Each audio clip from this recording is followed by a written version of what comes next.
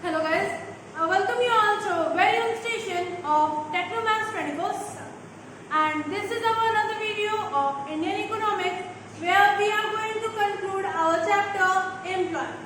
Okay, before this we have all seen our two videos on regarding to this chapter in which we have studied about the employment, unemployment, types of unemployment, and today in this video we are going to learn about the causes of unemployment and measures or remedies regarding to unemployment, यानी कि हमारे देश में या हमारी economy में क्यों unemployment है और उससे रिलेटेड हम क्या क्या ऐसे वर्क कर सकते हैं जिससे हमारी यह अनएम्प्लॉयमेंट दूर हो जाए। ठीक है, तो फर्स्ट ऑफ ऑल हम आते हैं कॉजेज ऑफ अनएम्प्लॉयमेंट पे। तो ऐसे क्या क्या कॉजेज हैं जिसकी वजह से हमारी इकोनॉमी में अनएम्प्लॉयमेंट है। तो फर्स्ट ऑफ ऑल हमारा आता है slow economic growth. Slow economic growth से क्या मतलब है कि यानी कि हमारी जो इकोनॉमिक कंडीशन है वो उसकी ग्रोथ जो है वो बहुत ही स्लो है, यानी कि हमारा जीडीपी तो राइज कर जा रहा है बट उसके रिगार्डिंग हमारी जो एम्प्लॉयमेंट है वो राइज नहीं कर पा रही, हम उतनी एम्प्लॉयमेंट नहीं प्रोड्यूस कर पा रहे हैं जितनी नेसेसरी है। ठीक है, तो यानी कि जब हमारी पॉपुलेशन ज़्यादा और इस रिगार्डिंग हम अपनी इकोनॉमी को पूरी एम्प्लॉयमेंट नहीं दे पा रहे, फुल एम्प्लॉयमेंट नहीं दे पा रहे, तो वो क्या होता है उस कंडीशन में कि यानी कि हमारी जो इकोनॉमिक ग्रोथ है वो बहुत ही स्लो है, बहुत ही स्टेडी है। ठीक है, सेकेंड पॉइंट हमारा आता है पॉपुलेशन एक्सप्लोजन। पॉपुलेशन एक्सप्लोजन क्या हुआ? पॉपुलेशन एक्सप्लोजन हम सब जानते हैं कि हमारी जो इकोनॉमी है उसमें रेट ऑफ पॉपुलेशन ग्रोथ बहुत हाई है, बहुत ज्यादा हाई है। तो उसके रिगार्डिंग में फर्क क्या पड़ता है? फर्क ये पड़ता है कि हमारी पॉपुलेशन जो है डे बाय डे जितनी ग्रो करती है उस अकॉर्डिंग हम एम्प्लॉयमेंट नहीं प्रोवाइड कर पाते और ये बहुत ही मेन कॉज है जो कि अनएम्प्लॉयमेंट को लीड करता है। सेकेंड पॉइंट हमारा है अंडर डेवलप्ड एग्रीकल्चर। हम सब जानते हैं कि हमारी जो पॉपुलेशन है उसका 90% एग्रीकल्चर सेक्टर में वर्क कर रहा है, बट फिर भी हमारा एग्रीकल्चर सेक्टर जो है वो अंडर डेवलप्ड है, उसमें प्रॉपर फैसिलिटीज नहीं है, जैसे कि हमारी उन्हें फाइनेंशियल फैसिलिटीज नहीं मिलती, वो जमींदार या साहूकार से लोन लेते हैं जिससे कि उन्हें हैवी इंटरेस्ट रेट पे करना पड़ता है। ठीक, या फिर उनको सारी चीज़ों के बारे में, जैसे आज के टाइम पे जो मॉडर्नाइजेशन टाइम चल रहा है जिसमें कि use of technical machines, HYP seed, fertiliser, pesticides बहुत ज़्यादा इंक्रीज हो चुके हैं, तो उसको किस तरह से यूज करना है, किस क्वांटिटी में यूज करना है, किस वे में यूज करना है, ये सारी चीज़ें अभी भी बहुत से लोगों को प्रॉब्लम होती है, जिससे क्या होता है कि वो अपनी पूरी प्रोडक्शन नहीं कर पाते, उनको काफ़ी लॉस सफ़र करना पड़ता है, या फिर वो जो है उनके पास प्रॉपर ट्रांसपोर्ट फैसिलिटीज नहीं होती जिससे कि वो अपनी क्रॉप्स को मार्केट में लाकर सेल कर सके। तो ये सारी चीज़ों की वजह से क्या है कि हमारी इकोनॉमी में अनएम्प्लॉयमेंट है, यानी कि हमारा जो अंडर डेवलप्ड एग्रीकल्चर सेक्टर है ये भी बहुत लीड करता है इस चीज़ को। फिर हमारा आता है defective education system. Defective education system से यहाँ मीनिंग क्या है कि हमारा जो एजुकेशन सिस्टम है यहाँ पे सिर्फ थ्योरेटिकल नॉलेज ज़्यादा है, प्रैक्टिकल नॉलेज बहुत ही कम है, लैक ऑफ प्रैक्टिकल नॉलेज, जिसकी वजह से हमें क्या होता है कि अगर हमें किसी भी प्रोफेशनल वर्क में जाना है, उस प्रोफेशन से रिलेटेड हमें ट्रेनिंग की ज़रूरत होती है, उस प्रोफेशन से रिलेटेड हमें प्रैक्टिकल नॉलेज की ज़रूरत होती है, जो हमारे पास नहीं होती। हमारे पास क्या होती है? बस रिगार्डिंग थ्योरेटिकल नॉलेज होती है। तो ये हमारे एजुकेशन सेक्टर का एक बहुत ही बड़ा डिफेक्ट है, जिसमें कि हमारा जो है वोकेशनल कोर्सेज या फिर ट्रेनिंग कोर्सेज बहुत ही कम है, प्रैक्टिकल नॉलेज नहीं प्रोवाइड की जाती ज़्यादा। फिर आता है लैकनेस ऑफ वोकेशनल कोर्सेज। ये सब हम जानते हैं कि यानी कि जो ट्रेनिंग कोर्सेज है वो बहुत ही कम है, हमें ज़्यादातर ट्रेनिंग लेने के लिए या तो आउटसाइड ऑफ द कंट्री जाना पड़ता है या फिर अपना जो स्टेट है या सिटी है उसे स्विच करके कहीं और जाना पड़ता है, जिससे हम उन ट्रेनिंग्स को ले सके, उन कोर्सेज को कर सके। हमारे होम टाउन में, होम कंट्री में वो चीजें अवेलेबल नहीं होती। फिर मेन रीजन हमारा फिर से आता है पॉवर्टी। पॉवर्टी बहुत एक इम्पॉर्टेंट टॉपिक है जो कि हमारे अनएम्प्लॉयमेंट को लीड करता है मेनी वेज में, क्योंकि अगर हमारे पास पैसे नहीं है तो हम अच्छी एजुकेशन नहीं ले सकते, क्योंकि इस टाइम का जो एजुकेशन सेक्टर है वो भी काफी कॉस्टली हो गया है। अगर हमारे पास प्रॉपर मनी नहीं है तो हम एक अच्छी क्वालिटी लाइफ नहीं जी सकते। अगर हम पढ़ेंगे नहीं तो हम इलिटरेट रहेंगे, और अगर हमारी इलिटरेसी रहेगी तो हमें एम्प्लॉयमेंट नहीं मिलेगी।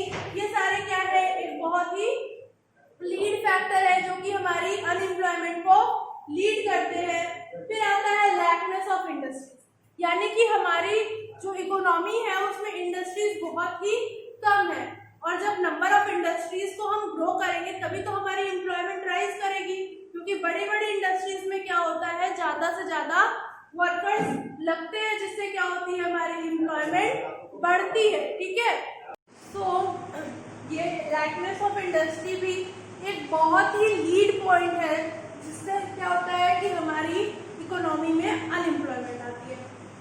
फिर हम आते हैं अपने लास्ट पॉइंट पे जो कि है पुअर फाइनेंशियल फैसिलिटी, यानी कि क्या होता है, जो हमारा चाहे एग्रीकल्चर मार्केट में हो चाहे हम लोग को हो, जो हमारा इंस्टीट्यूशनल सोर्सेज ऑफ फाइनेंस है वो बहुत लैक करता है, या वहाँ पे इतना ज़्यादा पेपर वर्क होता है, इतनी ज़्यादा फॉर्मेलिटीज होती है कि लोग क्या प्रेफर करते हैं, अनऑर्गेनाइज फॉर्म ज़्यादा प्रेफर करते हैं, जिससे क्या होता है उनको हैवी रेट ऑफ इंटरेस्ट पे करना पड़ता है। ठीक है, तो ये थे हमारे कॉजेज ऑफ अनएम्प्लॉयमेंट। क्या क्या थे, slow economic growth, population explosion, underdeveloped agriculture, defective educational system, lackness of vocational courses, poverty, lackness of industries या poor financial facility। ये सारे ऐसे पॉइंट है जो कि हमारी अनएम्प्लॉयमेंट को लीड कर रहे थे हमारी इकोनॉमी में। बट अब हम क्या देखेंगे कि इन फैक्टर्स को हम कैसे कंट्रोल कर सकते हैं, कैसे रिड्यूस कर सकते हैं। तो अब हम आते हैं अपने टॉपिक पे जो कि है measures and remedies. So first of all क्या है, एक्सेलरेटिंग ग्रोथ रेट, यानी कि ग्रोथ रेट को बूस्ट अप करना, हमारी इकोनॉमिक ग्रोथ रेट को बूस्ट अप करना, जिससे क्या हो, एम्प्लॉयमेंट राइज हो और अनएम्प्लॉयमेंट कम हो जाए। फिर आता है हमारा कंट्रोल ओवर पॉपुलेशन। सब जानते हैं इस टॉपिक पे बताने के लिए ऐसा कुछ नहीं है। ठीक है, क्या करना चाहिए, हमें अपनी पॉपुलेशन ग्रोथ को कंट्रोल करना चाहिए, रेट ऑफ पॉपुलेशन को कंट्रोल करना चाहिए।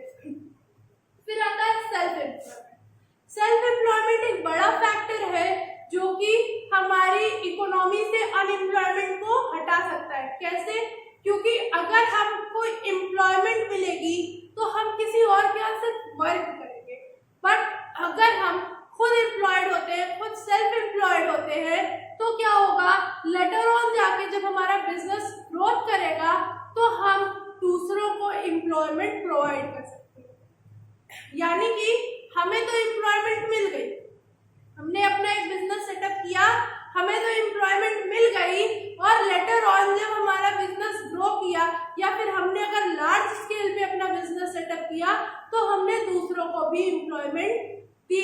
तो इससे क्या हो गया कि हमारा अनएम्प्लॉयमेंट जो है वो रिड्यूस हो गया। फिर आता है change in education system. Education system में भी चेंजेस लाने की जरूरत है, जैसे कि उसमें हमारा क्या करते हैं, प्रैक्टिकल नॉलेज को ऐड करना, थ्योरी और प्रैक्टिकल का एक बैलेंस नॉलेज प्रोवाइड करना, ताकि हमें ट्रेनिंग या प्रोफेशनल कोर्सेज के लिए कहीं बाहर ना जाना पड़े।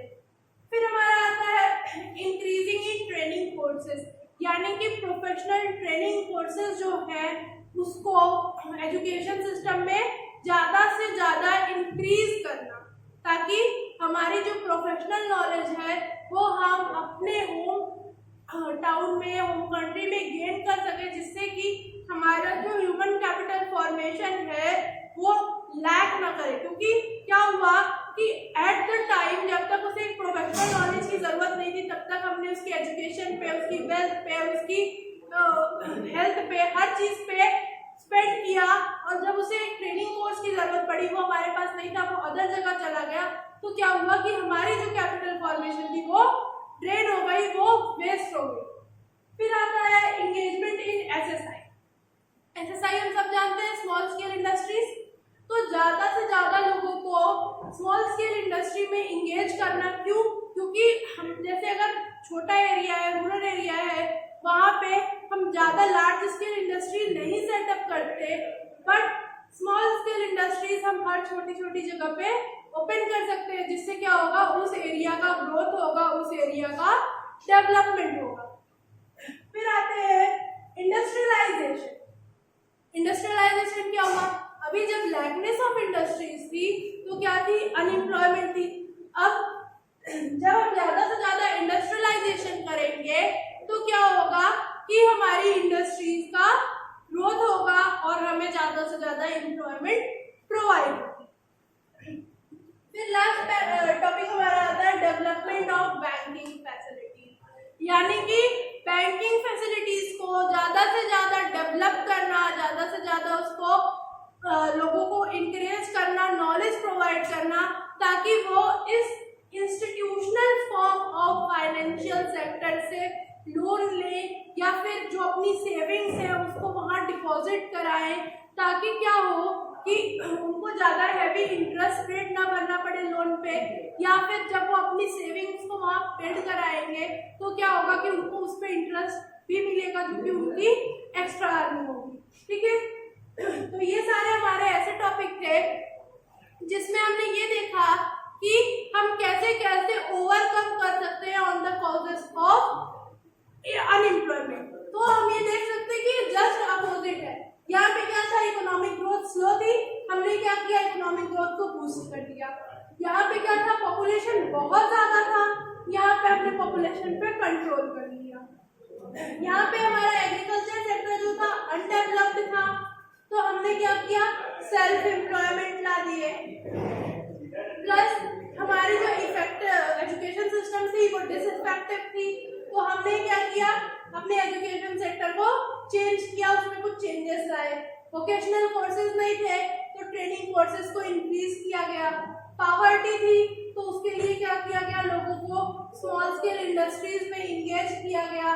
पॉवर्टी एलिवेशन प्रोग्राम हमने पढ़े थे, जिसमें हमने पढ़ा था कि प्रधानमंत्री रोजगार योजना, नरेगा, मनरेगा और संपूर्ण रोजगार योजना, प्रधानमंत्री ग्रामीण संपूर्ण रोजगार योजना, ये सारी हमने पढ़ी थी अपनी प्रीवियस वीडियोस में। तो वो हमारे क्या थे? पॉवर्टी एलिवेशन प्रोग्राम, जिससे कि हम एम्प्लॉयमेंट को बूस्ट कर सकते हैं। फिर यहाँ पे लैकनेस ऑफ इंडस्ट्रीज थी, हमने क्या की? ज्यादा से ज्यादा इंडस्ट्रीज को सेटअप किया। फिर हमारा पुअर फाइनेंशियल फैसिलिटीज थी और हमने यहाँ पे क्या किया? अपनी बैंकिंग फैसिलिटीज को इम्प्रूव कर दिया, डेवलप कर दिया, जिससे कि लोग ज्यादा से ज्यादा इस सेक्टर में इंगेज हुए। ठीक है, तो हमारे इस वीडियो के साथ हमारा ये चैप्टर एम्प्लॉयमेंट यहीं पे एंड होता है। अब मिलेंगे हम अपनी नेक्स्ट वीडियो में, जिसमें हम डिस्कस करेंगे हमारा नेक्स्ट चैप्टर जो कि है inflation. Till then keep watching and